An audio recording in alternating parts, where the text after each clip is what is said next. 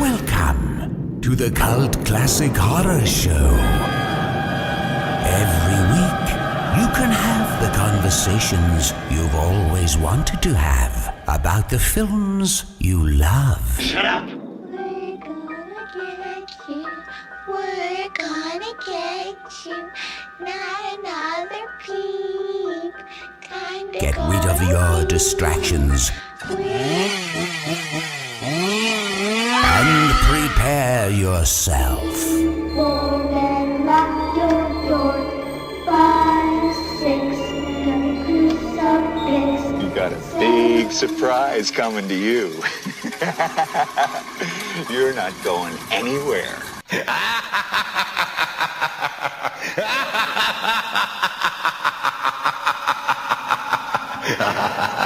Welcome everybody to the Cult Classic Horror Show. Danny Bonin here with you. And Scotty Bonin here with you guys. We are the Blood Brothers. In different rooms. That was pretty good. And for this fucking second week in a row, fucking Carmelo Chimera. The man who needs no nickname. That's true. Yes. No We nickname just- needed here. Basically, Mr. Chimera. I told Rob that you're just going to be the new host with us because... Oh, it's tragic because I love Rob so much. I feel like I've betrayed him.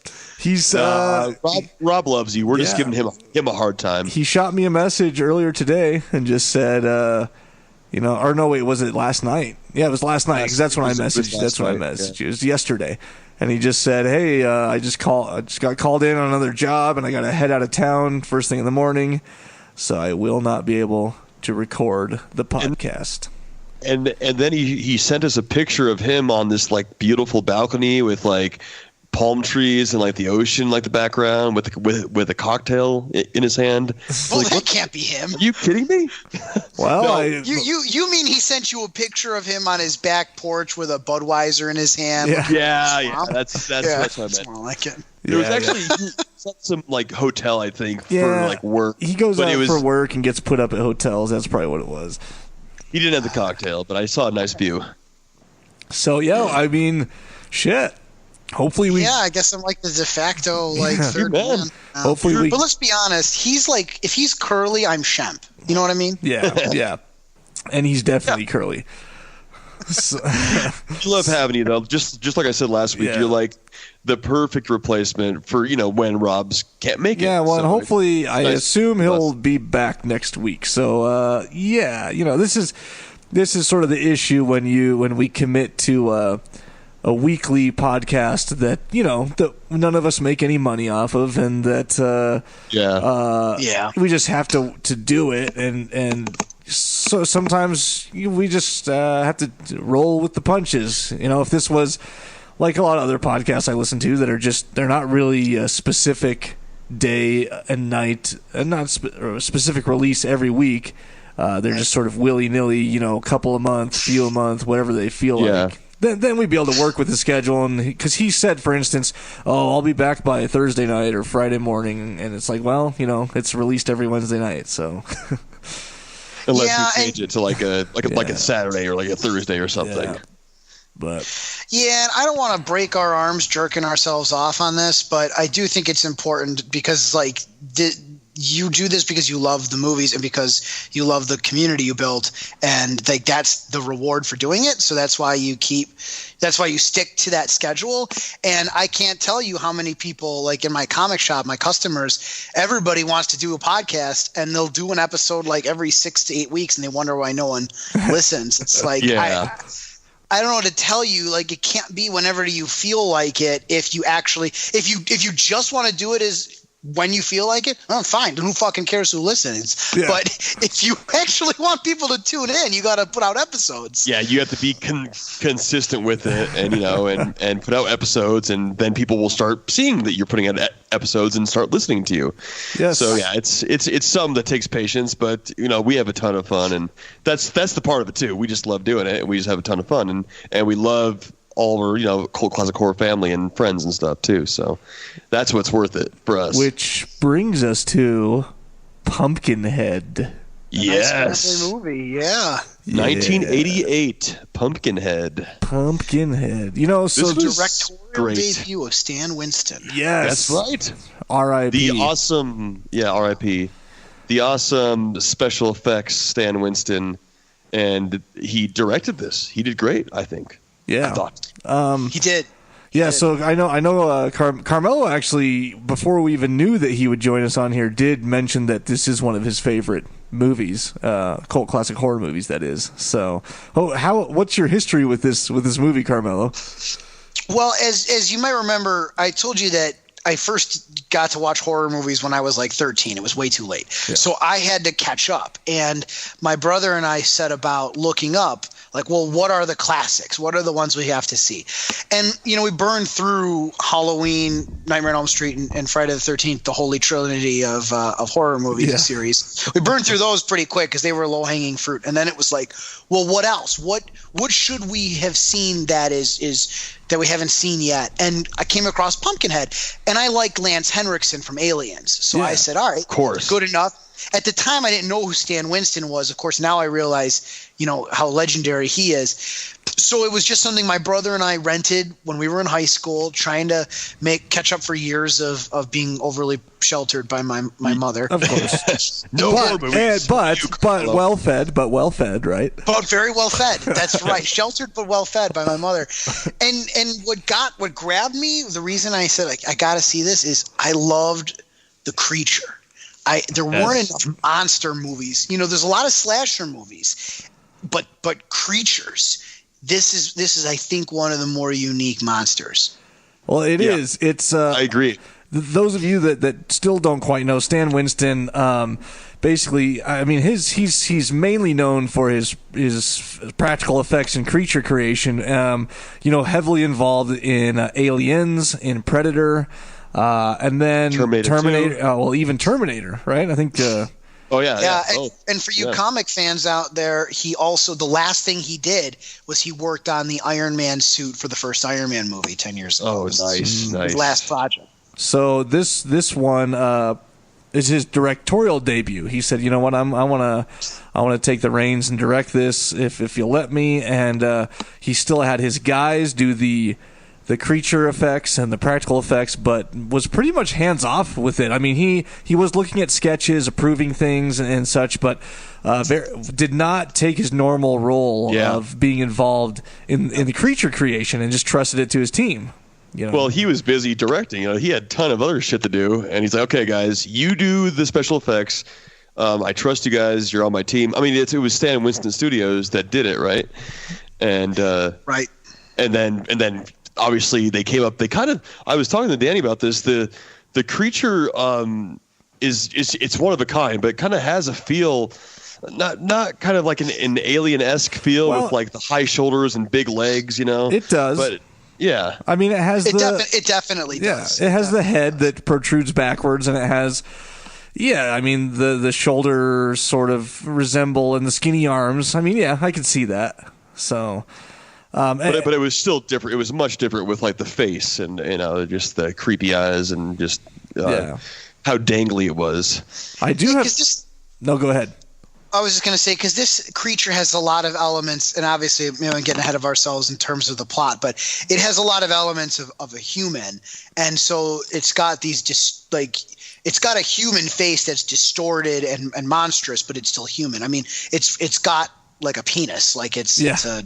Yes, flesh colored, and the skin ends up being orangey, but it's flesh colored, and so I think certainly has those elements of the xenomorph, but because it's like a messed up person, that adds to it. Well, and it still has a human aspect. Well, it gets creepier. It gets creepier and more human at the end. I mean, I know we'll get there when its face changes when we realize its connection with Lance Henrickson or. Ed Harley, which I kept thinking she said Ed Hardy, the cheesy fucking buckle brand Harley of clothing. And then and it also God, what was I just gonna say? I like had a follow up to that. I don't very human-like because it is a suit. You know, it's Tom Woodruff Jr. Good God. Yeah. Tom Woodruff Jr. It's kind of a tongue twister. inside a suit, so it's not a fully mechanical creature. In fact, the hands weren't mechanical. They could be posable, but they weren't movable. As far as mechanical goes, they had separate hands that you'll notice whenever a hand is grabbing anyone or doing anything, you only really see the hand and some of the arm. You don't see the whole creature. That's a good observation. Yeah, and when you do see the creature grabbing something, he's already grabbed it. You know, he's holding on to it already. Mm-hmm. Got it. So yeah, it's Tom Woodruff Jr., who is also on Stan's effects team. So he is part of creature creation as well. Yeah. Him, he's about 6'2", but he is standing slightly on stilts, and then the head is on top of his head, and so that, ends up being a little over 7 feet total for the creature. And if you see in the movie, there's slits in his neck, which sort of just look like maybe breathing holes for this creature, but those are actually the eye holes for Tom to look out of. Yeah, I was reading that to avoid the wear and tear, he would have to wear the suit, they would glue it to him together, and he'd have to remain in the foam rubber construct for up to 8 hours throughout each shoot date. Yeah. It was very hot, very strenuous, but just so he wasn't after each shoot he would take it off, so and then they'd have to come back and mold and glue it back together, and so just so it kept accurate and looking good. And I think I think he mentioned they had a zipper up his back too to hold it together. Another strenuous part of wearing this suit is that whenever you see the creature walking full body, which is only really a couple times, it's basically when they're on that guy's land and he comes out and he's like, "Get off my land," and he shoots the gun up in the air, and then we look over and we see Pumpkinhead in full screen, a full shot of him walking towards them. And I think there may be one other time where we see the full walking. I think that was the main shot. So for that one, Tom had to be guided by a wire, so he's wearing this harness, and a wire's coming up out of the back of Pumpkinhead and is on a line above them, sort of, like a zip line or something like that. And it sort of helps him to take some of the weight off and to try and keep him on track, because I guess it was hard to maneuver in that thing, and especially on stilts and on uneven ground. I mean, we had a little bit of experience with this on our film, She Walks the Woods. We tried to put our creature up on pretty damn tall stilts, and on the side of a mountain too, on uneven ground. And you think about that and you're like, oh yeah, it'll be fine, but then you get there and she's doing it and she's in full makeup and she can't see shit because she's got contacts in, naked. And it's like this is not working like I thought it was. We've taken away every single way she can move or navigate through her world. All right, what's hard about that? And so Tom talked about wearing this harness that initially is supposed to have padding in it, but they took all the padding out because it had to be thin on him so it didn't show through the suit. So it was just those nylon straps that were digging into his body, and he said that after a while it was just a painful experience. Oh, I bet because there's a lot of, especially towards the end, there's a lot of camera time for the Pumpkinhead, and of course at the very beginning too. I mean, you see front and side and back of him too, so it's he did a lot for sure. Yeah. Well, I do have plenty of notes here. I bought the Scream Factory release Blu-ray which has commentary and also has a nice hour-long featurette, and then also some short featurettes as well. Yeah. I didn't watch. I just ran out of time. There's another 40-minute long tribute to Stan Winston in it that I really wanted to watch, but just didn't get enough time before doing this, so I'll just have to watch it on my own later. But plenty of information about him in the other featurettes and the commentary. So yes, rest in peace, Stan Winston. He died in 2008. Yeah. So my notes are a little scattered because I have featurette notes, and then it goes into commentary notes, which actually wasn't a ton.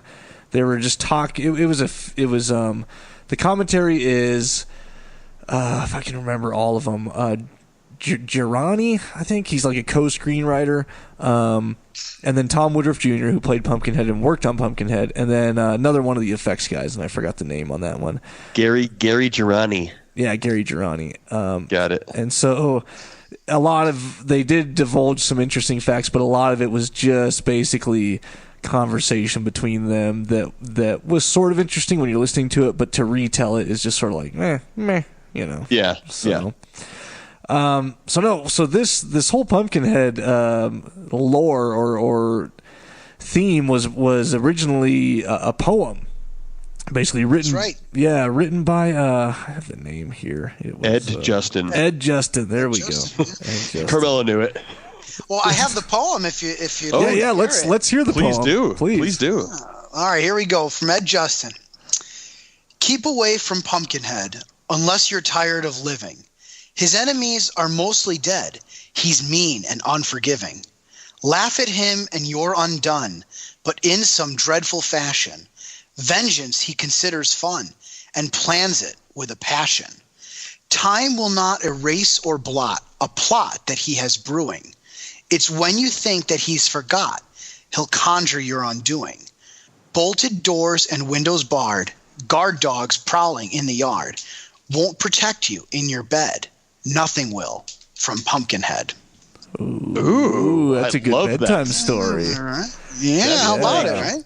So that's like the exact character that we saw. I mean, know. throughout the whole story. Wow, that's like right on. It was. Yeah.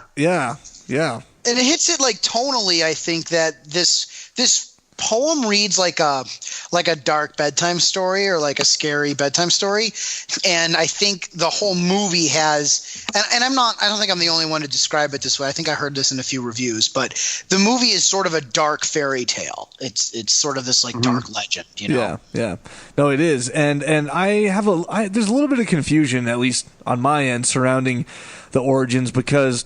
From what I gather, there was like an attempted screenplay at something similar to this, and then eventually it was just based on the poem, or like the original screenplay might have been based on the poem, and then it went through so many rewrites. So let me just get into it a little bit here. So Please do tell. You'll notice that Girani and then Carducci, and his first name is Mark Patrick Carducci, who has passed away, unfortunately. Those two wrote the screenplay. They had it was mainly Girani, I believe. I could be getting that wrong. That I think they were like childhood friends. Had written sort of a script for a Super 8. They would make little Super 8 films, and it was something that was similar to Pumpkinhead. And then, they had filmed this little short Super 8 film using the creature from the Black Lagoon mask as their creature. What they call it, the 7 Gargoyles of Satan. And that was one of the titles. And then it went to Armageddon was the next one. And then Vengeance the Demon. And that was actually almost the title for this film, Vengeance the Demon. Or I saw that. Yeah, or The Demon Vengeance. One of them. And so, yes, somehow in all of this, it sort of went back to the poem and said, no, we're gonna solely base it off this poem and then start fresh with some screenplays. And Billy Blake, who is one of the main producers, he had 6 or 7 drafts done once the screenplay reached him. And then that's when it sort of got around to Stan Winston, and they decided they'd let him direct. And then once he was brought on board, they went through about 6 or 7 more drafts until they finally, settled on what you finally see. So I don't know. I don't know what all the first drafts had in them. That's crazy. Yeah. And they asked him to do the special effects first, Stan Winston, but he said he would do it if he was able to direct too. So they like, okay, cool. So I imagine he probably, after the special effects came in, the script changed a lot after they figured out what Pumpkinhead was going to look like. Yeah, so that's because obviously but the poem like sums it's like a great starting point for all these guys to like, okay, we know what this thing does, what it, where it goes, who it hunts. So let's just, so I think that was a great starting point for them, which, a couple of dialogue scenes here and there.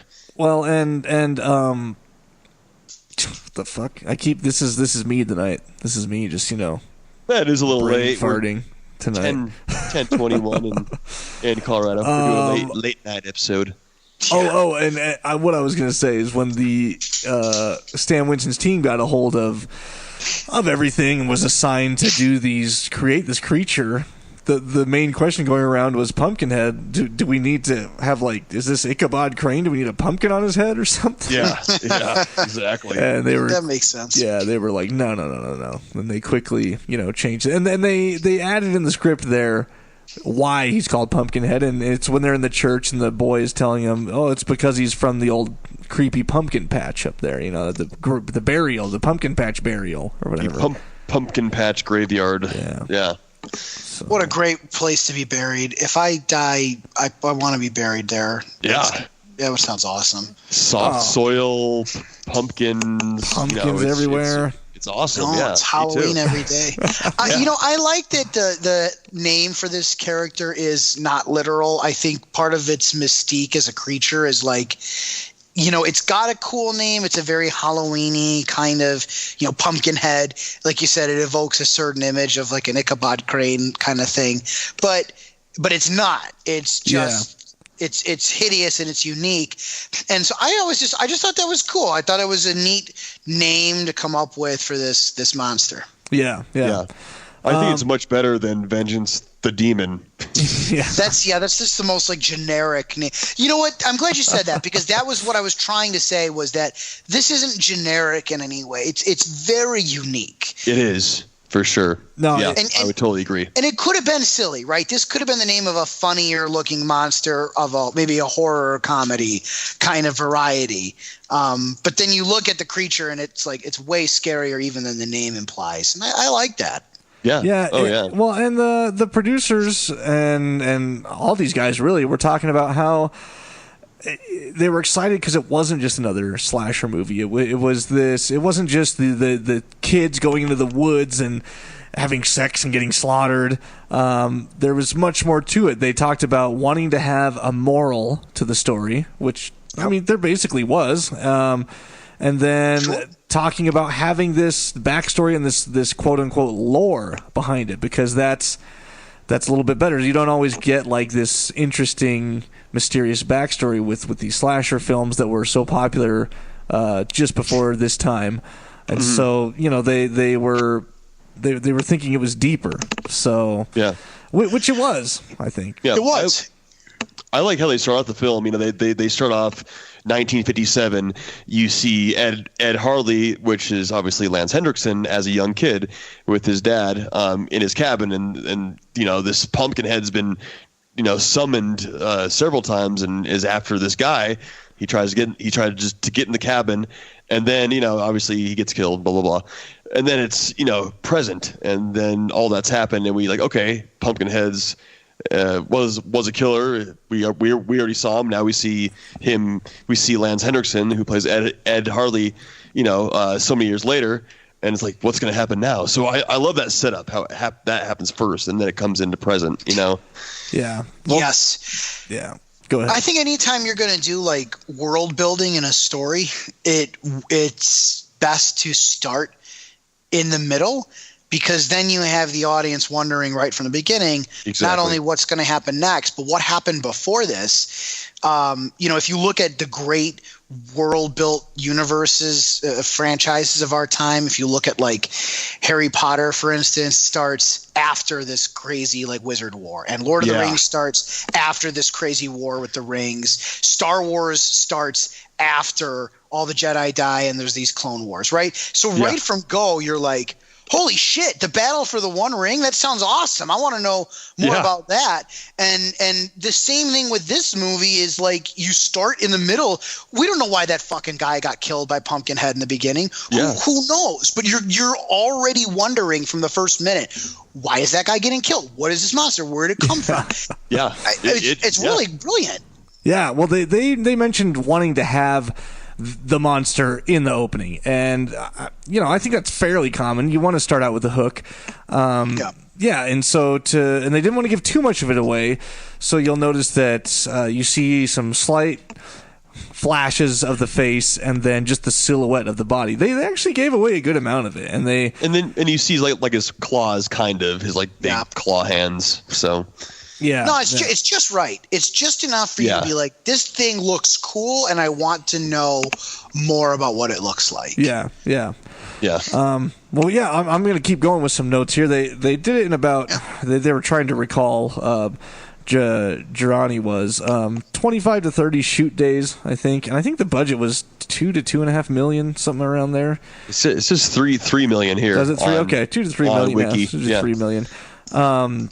You mentioned, this is Halloween-esque, and it was slated to be released on Halloween by DEG Pictures, which is Dino De Laurentiis, and then he literally went out of business, weeks before release. They already had the poster in theaters, and there was already buzz going, and so it got stopped in its tracks, and they had to recoup and figure out what they were going to do. How shitty is that? Yeah, God. and didn't ended up getting released until the next year, and it changed to a limited release, so it wasn't hitting every theater, and that sucks. Yeah, they were just really bummed about it. They got a lot of feedback where fans were basically, what happened to that Pumpkinhead film? Like, it must not have been good because there was all this buzz, but now we don't hear about it. And then it had this tiny release like a little bit later. Unite Artists and MGM picked it up. Yeah, but I wonder why, because De Laurentiis, didn't he get back in business after this, or was this like the last thing he was on? It may have been, or they were on. I guess his entertainment group. Yeah, distribution basically, and I think it was. I haven't heard of De Laurentiis doing anything, recent after that. He's done so many things that we've covered in the past too. So that sucks. I just know him for doing Evil Dead 2 and then some Van Damme movies.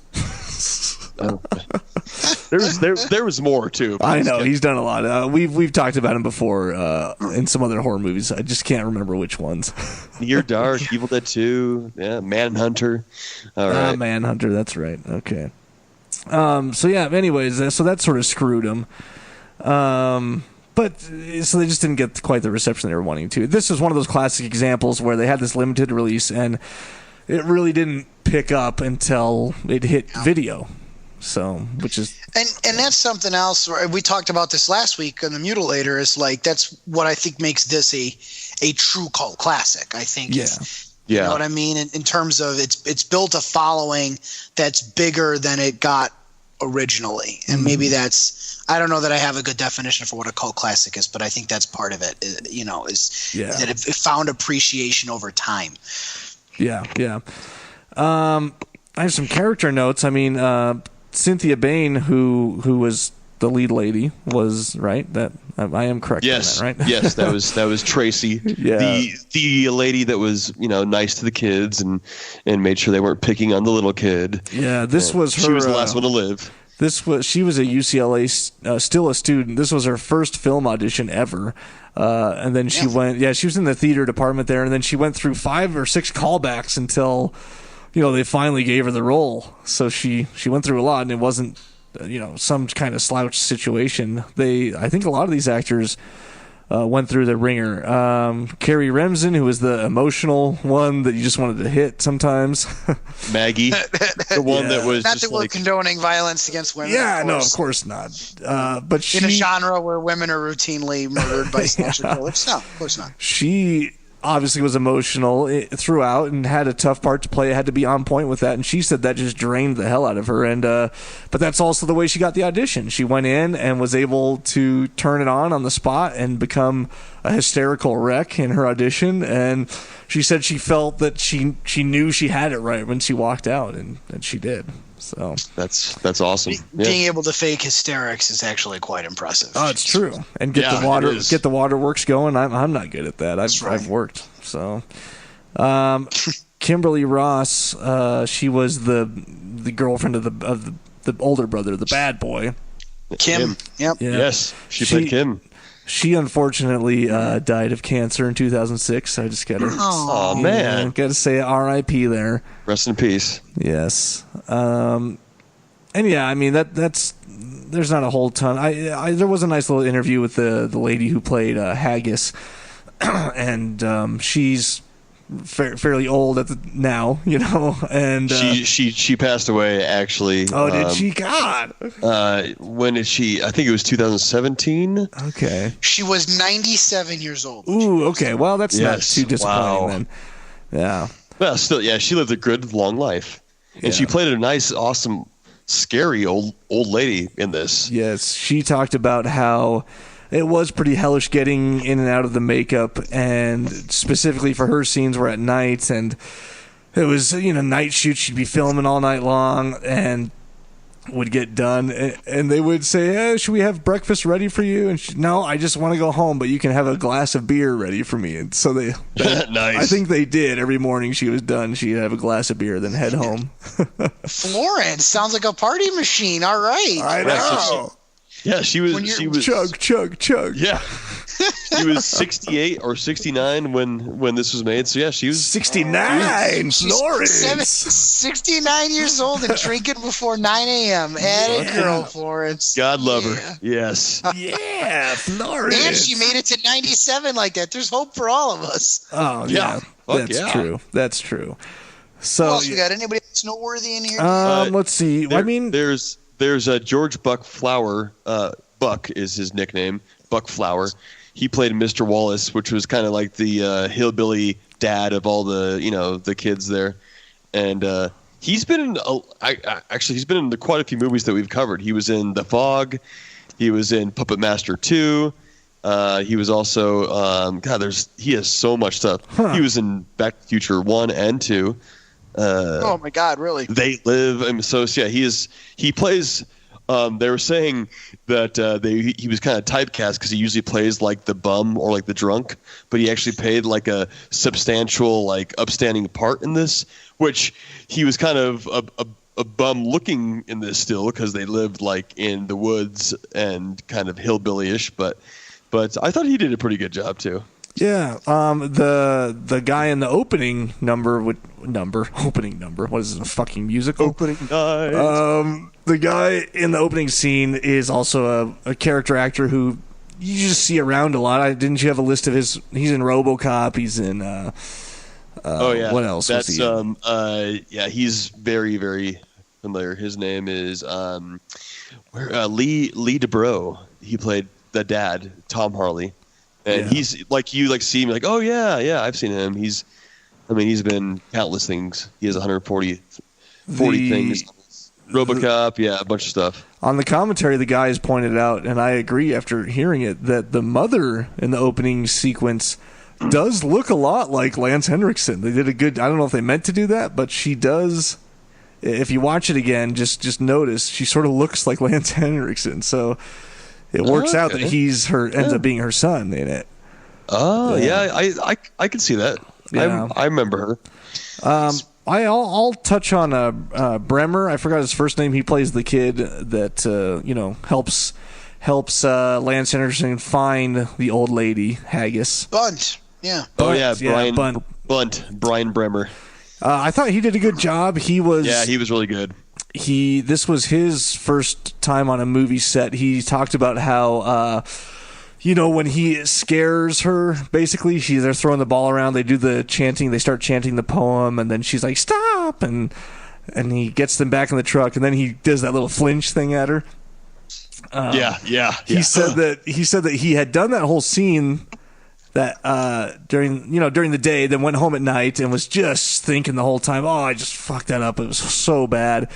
So the next day he went to Stan and came up with that whole flinch thing, and was like, I think it'd be cool if he did this. And Stan said, yeah, okay, well let's do it, let's do this again. And he said he really only came up with that so he could redo the scene because he thought he did such a bad job. Really? The first time. But it made it in. Flinch. Yeah. Steve's like, what? No, don't. I was going to tell him I was going to tell him something, but then, you already did it.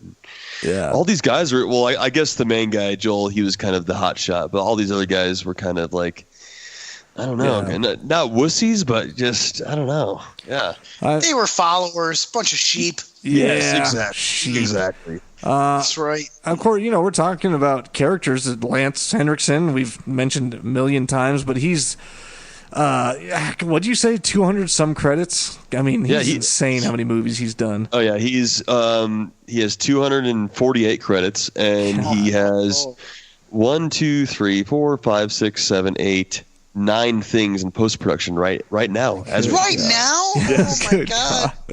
So, and you guys just did him recently in Near Dark, so yeah. familiar with his work. The last thing he completed was, or the last 2 things was Exorcism at 60,000 feet and Being.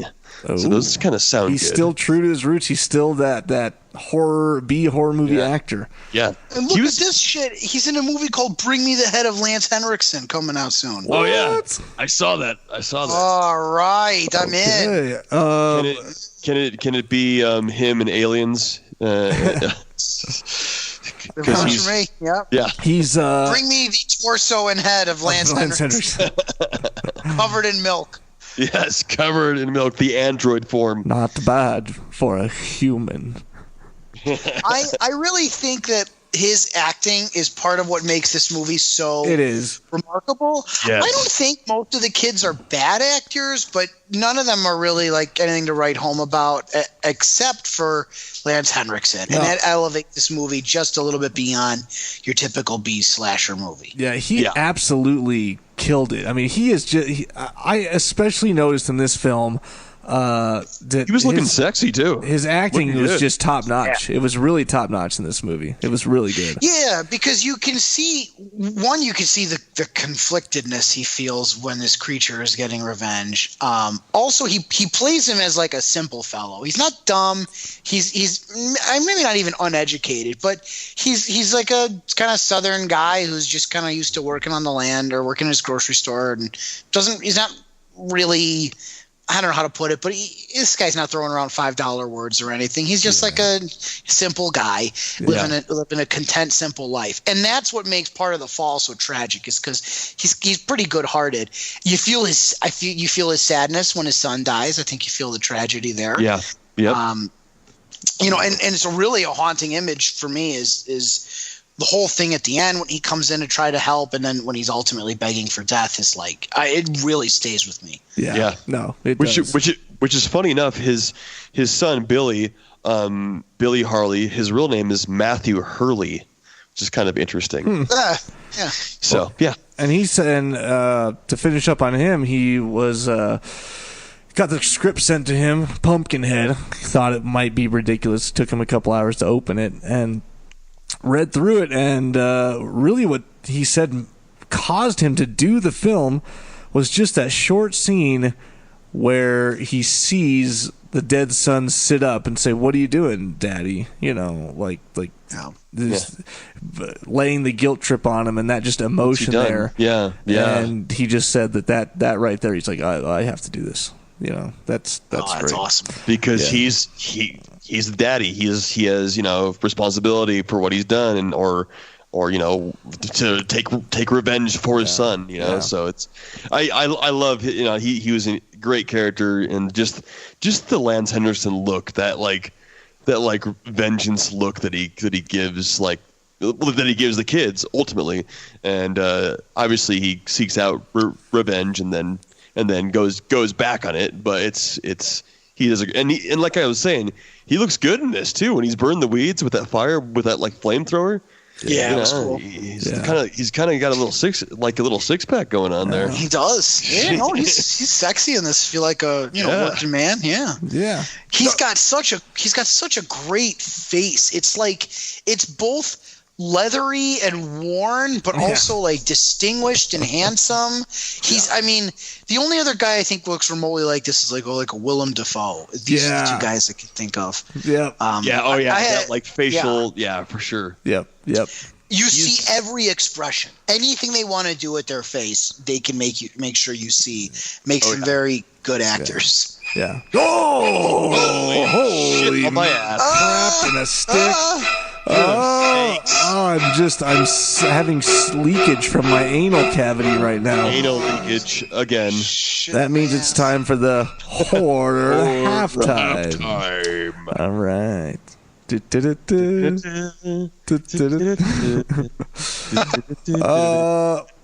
You know what? A lot of great participants, a lot of great memes. There were a lot of great memes. No winner this week. But we have some of your repeats. I know, but they are so awesome. Like, goddamn, Thad just slammed a couple in the group just a little bit ago. Chlorine kills herpes and acting abilities. Yes. Which the is acting, brilliant. Yes, the acting in Pumpkinhead was a little bit better than the mutilator. Way better. Yeah. Way better. Yeah. Jeez. I mean, Thad, awesome memes. Christopher Elswick had some in there. David Martin, as always, we got all the good regulars. Tenny Thomas has got some Judd ones in there. That's fucking awesome. Damon Williams, you're the man.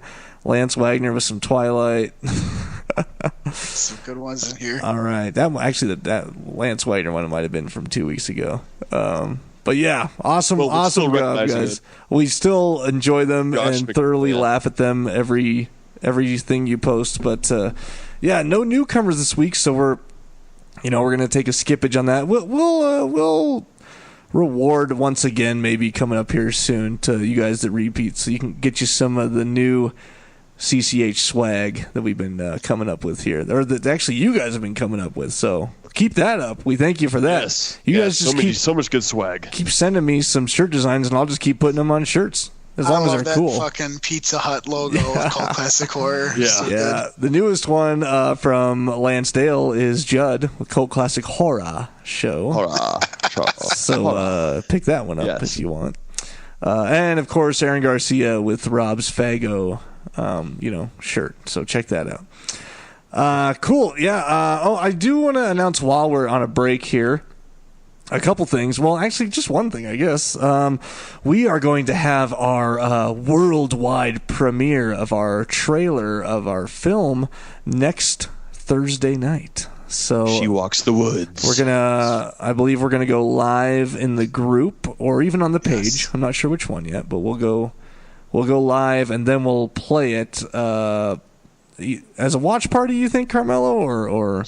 Yeah, I don't see why not. That's people can collaborate that way and make it more interactive. I think it'll be lots of fun. Yeah, either watch party or I might even see there's a way if we can go live and then within our live stream. Maybe I can. That's cool. Yeah, maybe I can share my screen and audio and then play it that way. So that'd be cool. Yeah. Well, but yeah, don't miss it. It's the world premiere of the trailer. You've all heard a lot about She Walks the Woods by now. You're gonna hear a lot more about it. But I'm stoked to see this trailer. I just think it's gonna be terrific. Yeah. So we'll make an event. I'll probably create an event on Facebook and we'll pick a time. But it'll just be get ready for Thursday night. And we'll get you the rest of the details, but you'll definitely want to watch it. And then right after the trailer, we'll be sending you to our new landing page where you can subscribe to keep updated on the release, because we are going to be doing a Kickstarter campaign that will be starting shortly after that we would love your support for. That would be awesome. And we'll have some fancy incentives and prizes that we'll give to you if you're able to help us out. With what we're doing is we're trying to raise some funds to get this thing out there, to get marketing funds basically, and a little bit of some finishing funds too for some things. So it'd be awesome if you would help us out. Blast it out to everyone you know. Want to sign up for that because you want to know when it goes live. There's going to be an early bird special, and you want to get in on the first couple of days. Yeah. Yep. It's gonna be and then you guys getting in at the very beginning of this whole thing, because you guys are the first ones to actually know about it, So be in at the floor ground with us. Ground floor. Yeah, that's what I meant to say. Yes. Ground floor. All right. Well, right. When you back the start kicker, you can get in on the floor ground. Yeah, exactly. The floor grounds. Yes.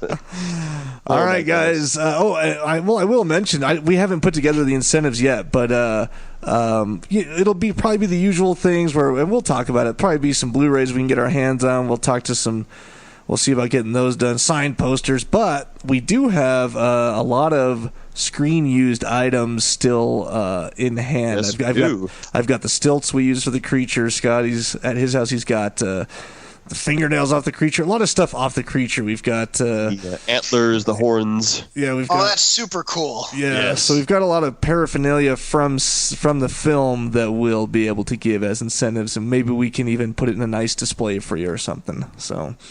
I have all of Danny's organs organs. Oh no. No.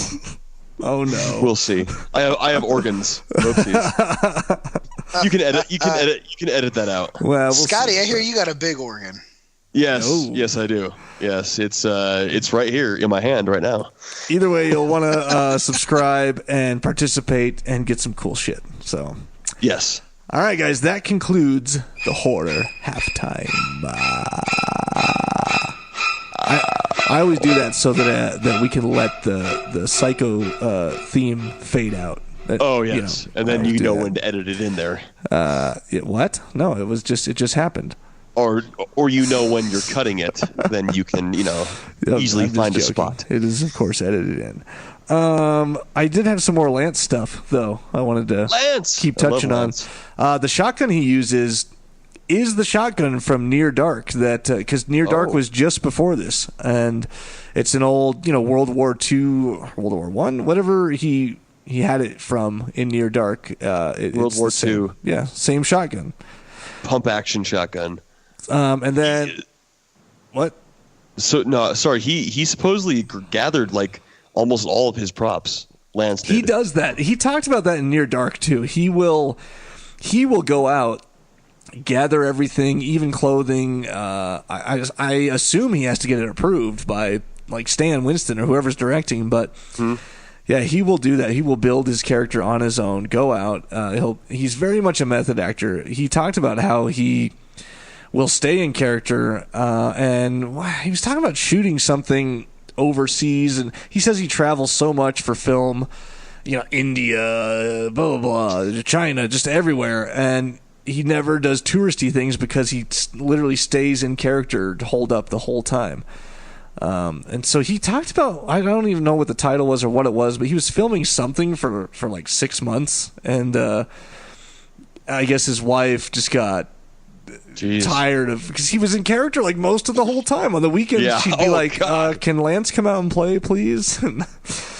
Yeah, even with his wife, huh? Jeez. Yeah, but good for him. Yeah. So on that note, he has messed up front teeth in this film, which he went out and insisted that he have. So they put it together for him. He said he didn't want anything character-y looking, like nothing hillbilly and buck teeth, but just a little something to show that he'd probably never been to the dentist before, to help him sink into character. Yeah. And he did ad-lib that whole grandmother line when he's washing his son's hands. That was cool. Yeah, because tissue paper hands. And that's a true story from his life. True story, but just a true thing from his life is that his grandmother used to help him wash his hands, and grandmas have that soft, paper-thin skin that I guess can soft, feel good. Nice. Yeah, I don't know. Have you ever gotten a hand job from an old lady, Carmelo? I don't know. Never. I can't say that I have. She's got to be. How about you? No. I mean, it's tough to find because in order to have that skin, she's got to be like at least 80. I mean, right. How old are we talking? Yeah, about 80. Gotta be 80. No, and finding an 80-year-old with that kind of sex drive is that's tricky. Yeah, or one without arthritis. Yeah. Oh yeah, it's another thing. I have seen that though. It's not going to be a quick job, I mean, it's exhausting. Yeah, unless it's been firmly locked in that cupping position around your cock. I suppose it could help actually. Yeah, the arthritis could if it's locked at just the right size. Yeah, right. But if it's too much of a lock, then it's too tight, and so that wouldn't be good. Yeah, and then you go hard enough, and you don't use any lotion, that paper thin skin will slightly tear, and then you'll have God damn it. then you'll have blood everywhere. blood lube. We're done with this. We're moving on. How did this happen? Yeah, let's just get out of What this. has gone wrong? Lance bought Matthew Hurley, who is the little boy with the thick rim glasses. Bought him a hand job from an 80-year-old Yeah, prostitute? yeah. Lucky little boy. Bought him a You know, he probably wasn't a prostitute. Florence, the party animal, That's what it shuffle was. there, got out of her haggis makeup and went straight to it. That's what she did. That's what it was. She did have in her interview these like really tight pursed lips. Like maybe, she's given a lot of head. Florence Schaffler. Rest in peace. And this is why I can never share this podcast with my mother. Yes, exactly. Lance Henrickson bought Matthew Hurley a bunny rabbit when they first started working together in order to build rapport and to get close to him and build a relationship. Nice. And he thought it was totally worth it. He also bought all the silver dollars by visiting several pawn shops that he gives to Haggis. Yeah, everything. It's crazy. I don't know. My notes just go here, but it's sort of back to the suit again. Richard Landon was on the effects team and worked all the mechanical effects for the head, which was a lot. A lot of times, what they'll do is cheat and make different heads. So one head will be him smiling, one head will be him doing this, one head will be him doing that. But in this one, they actually had mechanics built into the face so that, and we see it so many times. The lips curl back, it smiles, the whatever. There's a lot of movement in the face, and it shows. And I think it was worth it. It was hard work. Oh yeah, for sure. But apparently, Florence Schaffler's costume that she wore weighed about 65 pounds. She did say that. Yeah. And I mean that on a 69-year-old, that's some commitment right there. 69, Florence.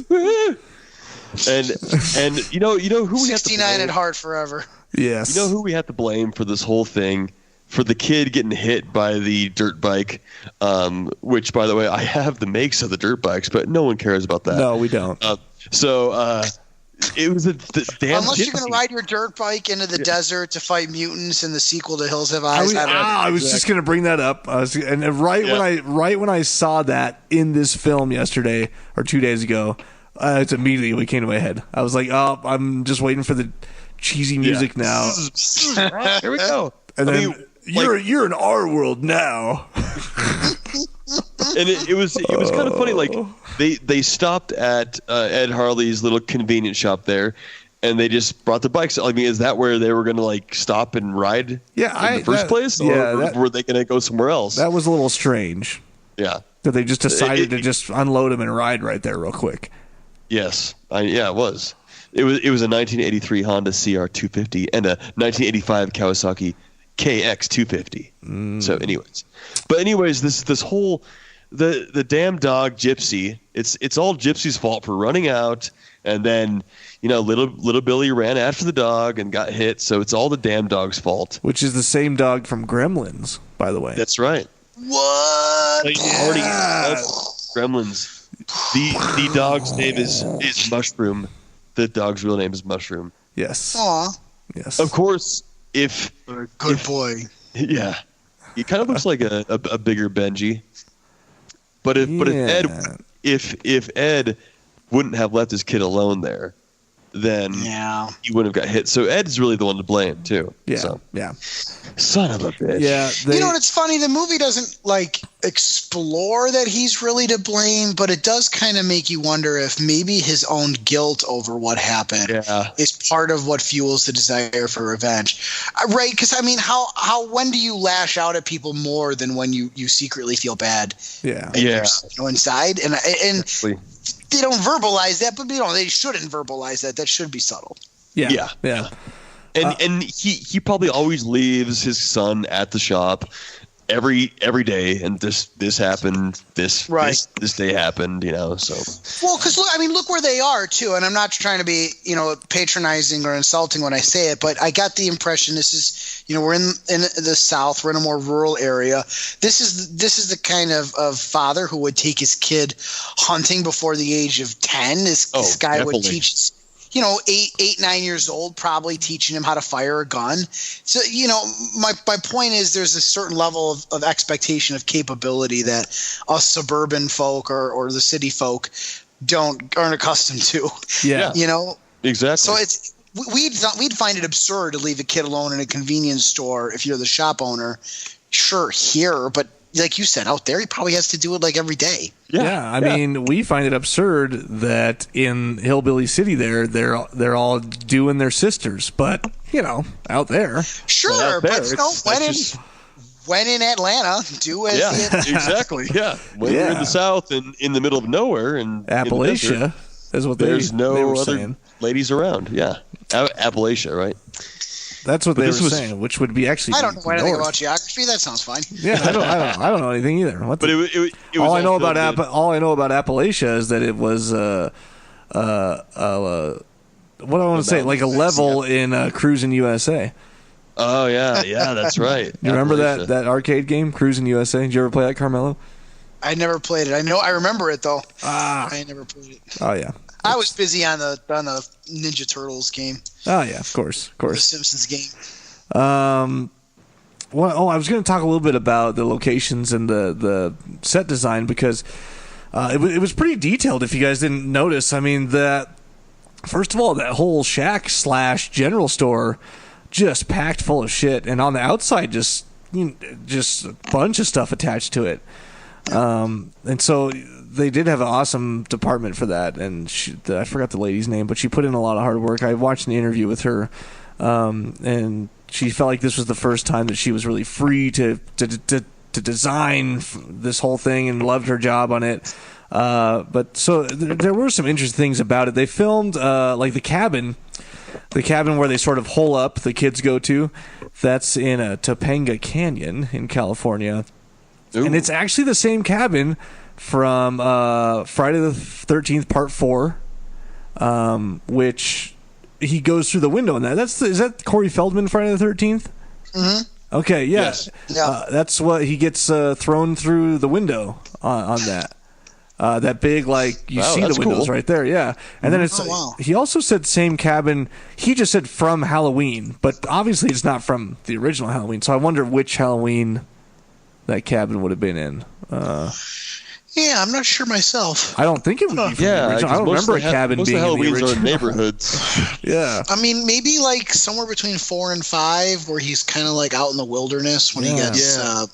I'm spitballing here. He gets shot up at the end of 4 and then goes into a coma or something. Wakes up at 5. Yeah, they're out. He's out in the middle of nowhere in that, or maybe it's the cabin that he stumbles upon right before Thorn happens, and that guy basically that guy fixes him up and stuff and rapes him for a year straight. That's what we figured. A year straight. Yeah. Yep. It's like 1 year later, and this guy's been taking care of him the whole time. Yeah, and he's been paralyzed. So we can only imagine he's been having sexual pleasures with Michael Myers. He's been doing something with him. Of course. there's no other logical explanation. No, of course not. So that could have been the same cabin. Yeah. It could have been, yeah. And, going back to the sets, it's one of the words that keeps coming up in reviews I've read about Pumpkinhead is that it's an atmospheric horror film. It's atmospheric. And I sat down to think about what the heck that means. And I think part of it is that the movie is creepy and the plot is serviced in part by where the movie is set. Mm-hmm. And the fact that it is this kind of rural, not isolated, but it is a little more removed from the trappings of modern society. Mm-hmm. There's something about it that makes you feel these legends and stories like Pumpkinhead. Maybe there's something to them out in these places. Yeah. Even in real life, I mean, those are the kinds of places that have the great local legends or the old rumors and stuff. That's the stuff of horror movies, and this movie captures that. No, it does. For sure. And really, some of the other interesting things about locations too is that so they had Haggis's place, which was an actual... That was really cool. Yeah, it was an actual cabin near a pond out in... I'm not sure where exactly. It's all in Alabama? California. It's all in California. It was all in California. So it didn't look that creepy at first. I guess all those dead branches were in the pond and around the pond, and they took these branches and then basically attached them to the house so that it looked like tree branches were coming out of the pond and almost devouring the house, which is what it looks like. And then the bridge, that is super cool. Yeah, and knowing that and looking at it again, I noticed it even more, and it looked cool. And then even the bridge leading to her house looked at the time sort of not new, but just in good shape and well built. And so what they did is they tore bark off a bunch of trees and then nailed it to the floor. And so when she walks across the bridge, they actually did a close-up on the feet because Stan Winston was so happy with how it looked because the bark just made it look almost like as if it was a natural bridge. Yeah, so, yeah. I thought all like the cabins looked great in this, the graveyard, like everything. For what they did for this low budget, the whole movie had like a great feel of like cinematography, and just like every shot was awesome. I mean, there was not. I didn't really see. I mean, there's a few moments that was like, okay, there's a little bit of some animation or effects there, but other than that, I mean, it was all very well done. Yeah, there was a couple that I even wrote down. Not even a couple. Like when she cuts his hand to awaken the baby Pumpkinhead, you can clearly see that the blood is like coming from a contraption on the knife because it's too high. It's not like right next to his skin. And they pointed that out in the commentary as well.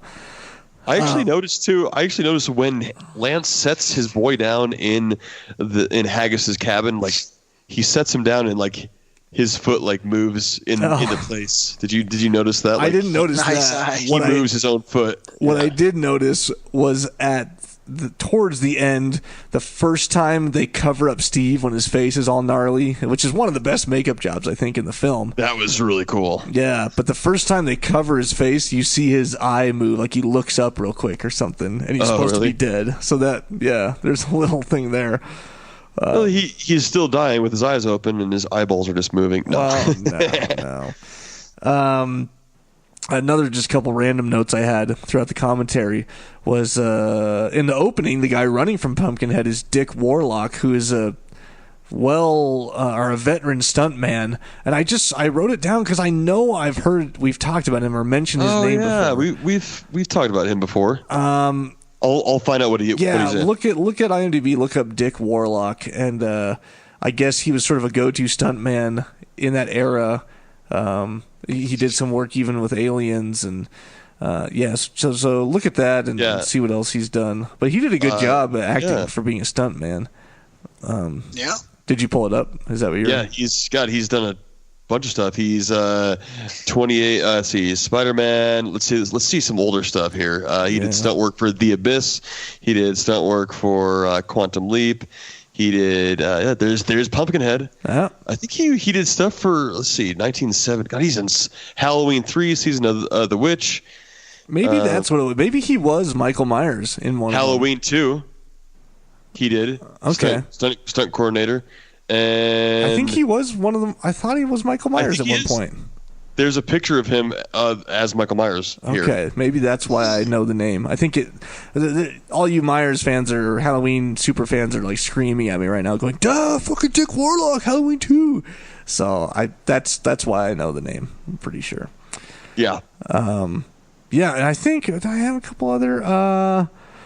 The Steve dummy that fall right when he's first dying, basically, and gets thrown down and from Pumpkinhead, and you see him fall right in front of his girlfriend there. That was a reused dummy from Predator. Just a fun little fact. Oh yeah, Predator was about the same time Stan Winston worked on. He did Predator too. Yeah, that's right. Oh yeah, and it is confirmed. Dick Warlock did play the Shape in Halloween 2. That's right. Okay. So yes. Yeah, I think that's all my facty notes that I had, but just in general, a couple other comments that the guys on the commentary had mentioned is that, and I agree, is that the movie, it's not completely timeless because there's some things. There's a little bit of the clothing, the dirt bikes, but really compared to most other 80s era horror movies, it is fairly timeless. I mean, the clothing's not too far out there. They don't mess it up with any kind of cheesy rock music. It was really just a good. It's fairly timeless, I think. Yeah, I mean, I think the themes are timeless. Like you said, they try to have a moral here, and I think they actually genuinely have a good moral about what revenge does to you. And the fact that the how do I put this? It's unique for its time, but it's not like tethered to it. Like some of those 80s horror movies only work because people can't use like fucking cell phones. And we don't have that here. There's no, I mean, you could tell this same story today or a continuation of this lineage of this creature being resurrected by vengeful people. And you could see that it would still work today. That's how I feel about it. It's timelessness. Yeah. And you see like the older truck that, Ed's driving the old 60s truck. And then you see like the kids come in with these dirt bikes and like, like a, GMC Jimmy, and so it's still, and the first scene, it was 57, then it goes to present. So it's like, you can kind of see the time change, but they're in this rural area, just like you said, where, there's hardly anything out there. They don't have like Ed's convenience store is the only store in miles, or around, and they all live. No, it's true. So yeah, I'm gonna have someone count Scotty's knows and likes on the next episode, and we'll see. Sorry. We'll see. I'm just trying to come up with things here. Well, I think those were all my notes. It was a great film. God, just loved Lance Henrickson, and I don't know why he's never stood out this much to me before. I think it's because I have recently watched a couple things with really bad acting, and so this, it just obviously Mutilator had bad acting in it, but was still a breath of fresh air because it's nostalgic and it's cheesy. But so to see this film with Lance doing such a good job acting, it was just sort of refreshing. It was like, oh gosh, how natural is that? It reminds you how bad other people are sometimes. Or just how bad like the chemistry is with other people on stage. But like, even if there was bad acting across from Lance, he just make the other person better, because he's so good. So I guess what? I guess Stan Winston's two children were a part of the Wallace clan. Yeah, I did hear that. That was just one of my things I left out.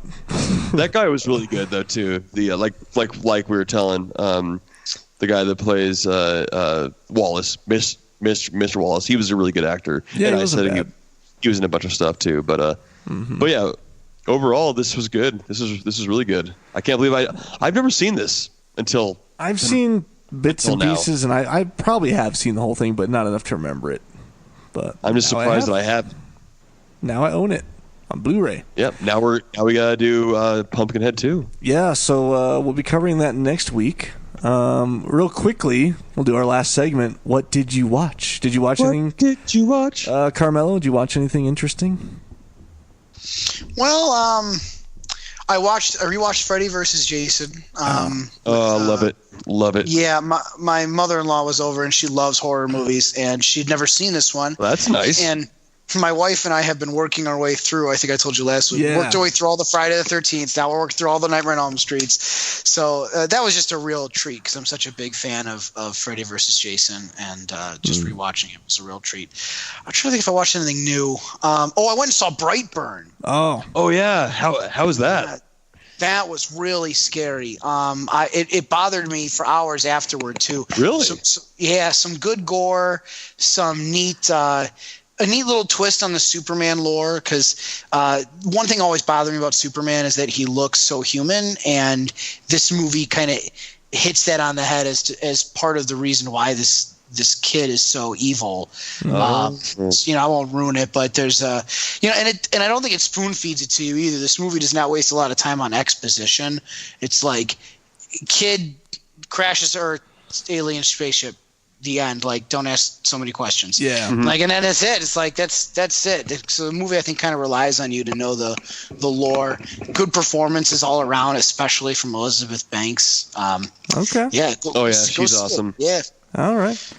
We had a bunch of people in the group that watched that this week, and all good things so far. So I didn't. I don't think I watched a couple films for interview purposes that we'll have. Likewise. Probably another episode coming out. We interviewed a couple guys about their film, so keep an eye out for that episode. But yeah, I this twice for commentaries, and then another hour long. That's like 3 movies I watched in one. So I don't think I caught anything extra this week, unless it was with my wife, and that was not a horror movie. So yeah, I'm a little behind. Are we allowed to tell them what we watched for the interview, or should we make that a surprise? I don't care. We watched The Evil Down the Street, which is you might notice Craig Aaron's popping up here and there in the group. It's a film that he put together and co-wrote, and so we interviewed him and his friend David Espinosa about it, and he was the director. Yeah, nice little indie film that they made on a shoestring budget, and it's cool to support the indie film. Yeah, definitely. So you'll just find out about how they made it, and that was Lance Wagner that set that up for us. No. Someone. Yeah. No one really set it up for us. I think I knew about it, saw it in the group. A ton of other members see it in the group, and then Lance had just messaged me and said, "Might be cool if you interview these guys." And I was like, "Oh." And then you reach out to them. Yeah. I think he actually gave them my email or something. So. Oh, nice, cool, beautiful. It might have been. Thank you guys. It might have been Thad. Why can't I remember this? I think it was Thad. Thad sent me. Okay. Yeah. So. Okay. Yes. Thank you guys for anyways keeping the heads up in the group as well and sending us stuff. I did just interview today Mick Garris. So as part of the Nightmare Cinema film that is coming out in June. That I already interviewed a different David Slade in it's an anthology horror film, and with Mickey Rourke and a bunch of other recognizable faces, and of course Mick Garris has the Postmortem podcast and also directed many Stephen King films, and he's just sort of a legend on his own. So that was cool, but we'll be releasing those interviews a little bit later in June, closer to the release of the film, so keep an eye out for that too. Yes. I did not watch anything besides Pumpkinhead and The Evil Down the Street. I watched Toy Story 2, but that doesn't count. With my wife, because she wanted me to watch, because I've never seen it. Yes. Cool. That wraps us up, so make sure you watch Pumpkinhead 2 for next week. We'll deep dive into that. Make sure also that you are prepared for next Thursday night for our world premiere trailer for She Walks the Woods. Follow us at Danny Bonin, at Scotty Bonin, at Cult Classic Horror, at CC Horror on Twitter. Check out Carmelo at Chimera's Comics. He has a site. They have a group, right, Carmelo? That's right. We're on Facebook as the Chimera's Comics community is our group, but you can follow us at Chimera's Comics on Facebook and Twitter and Instagram. Sweet.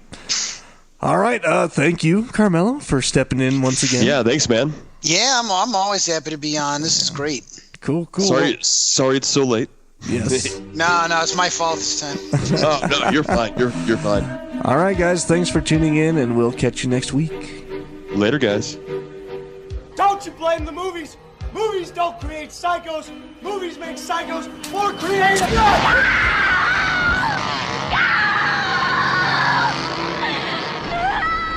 Oh, yes. There will be blood.